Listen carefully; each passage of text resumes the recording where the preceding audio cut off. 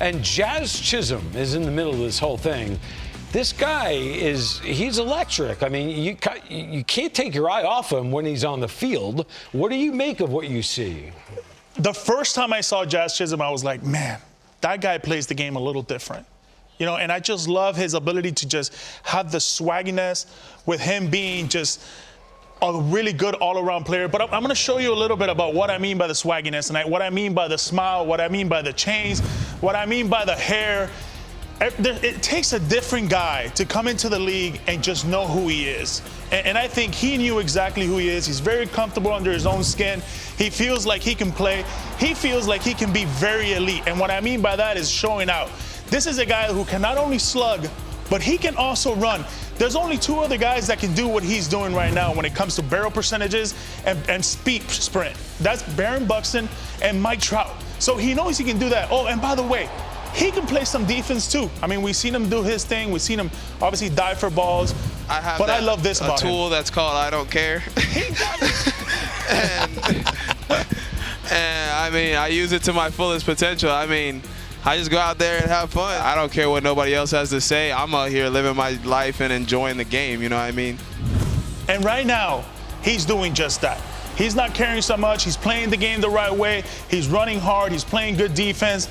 And when he's doing his Euro steps and showing his muscles, he's letting everybody know that the Marlins are for real. And that's why they've been playing so well. It's because this guy at the top of the lineup, it doesn't matter who is pitching. He's going to show out. He's going to do his thing. His football helmet might be a little suspect, but I like it. I like what they're doing right now every time they're winning baseball games. And look, when you have that pitching, Matty, with Alcantara, Lopez, and then you have this guy, Aguilar's been swinging it. They're a fun team to watch, and you're just not going to go over there to Miami and just kind of beat up on these guys. They can do a lot of good things. Your take on Jazz. Did you see that list we had there? He's with Byron Buxton and Mike Trout in terms of the high percentage of skills, barreling up balls, speed. Yeah, I go back, first of all, the 2020 postseason. He was the first one on the field every day, taking extra ground balls, working on his bunting.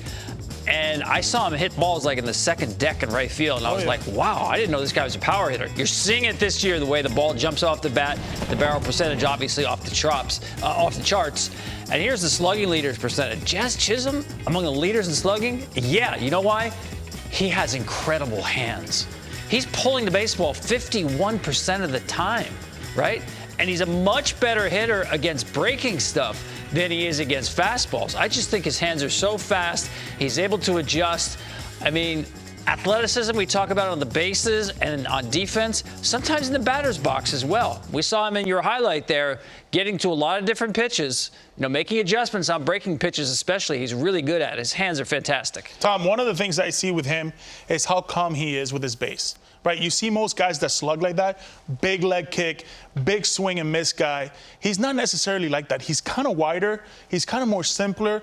And when I see his head never moves when he's making contact. Where he starts is where he finishes. I think that's why we're seeing so much athleticism. He understands he's very athletic, that all he's got to do is touch the baseball and use his athletic ability to do his thing.